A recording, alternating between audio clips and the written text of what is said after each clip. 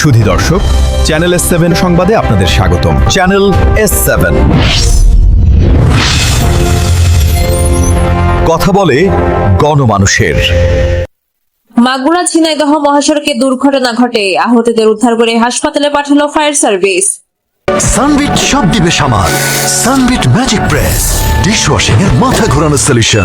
মাগুরা ঝিনাইদহ মহাসড়কের police line arc সেন্টারের সামনে সড়ক দুর্ঘটনায় মাই ট্রাভেলস নামের একটি যাত্রীবাহী পরিবহন নিয়ন্ত্রণ হারিয়ে রাস্তার পাশের খাদে পড়ে গেছে। প্রত্যক্ষদর্শী ও ফায়ার সার্ভিস সূত্রে জানা যায়, দুর্ঘটনার পরপরই খবর পেয়ে ফায়ার সার্ভিসের উদ্ধার কর্মীরা দ্রুত ঘটনাস্থলে পৌঁছে আহত যাত্রীদের উদ্ধার করেন। পরে আহতদের প্রাথমিক চিকিৎসা শেষে মাগুরা সদর হাসপাতালে পাঠানো হয়।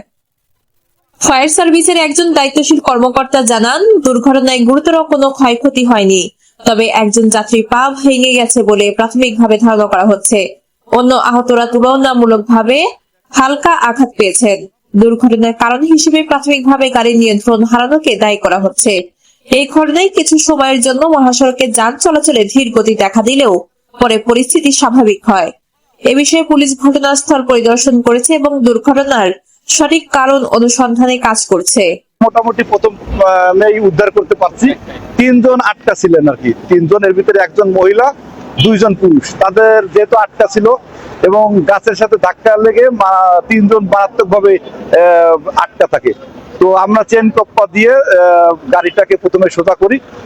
আমরা খুব কেয়ারফুল এটা করতে হয়েছে, কারণ আপনারা জানেন যে ওই গাড়ির এমন ভাবে চাপা ছিল, যদি আমরা ওই চেন টপ্পা দিয়ে টান দিই হঠাৎ করে, তাহলে 3 জনের জীবনের ঝুঁকি ছিল। যার জন্য আমরা একটু সময় নিই। আমরা 3 জনকেই আমরা ভালোভাবে উদ্ধার করতে পারছি এবং তাদেরকে হসপিটালাইজ করছি। Shiba Akhtar, channel S7, Dhaka.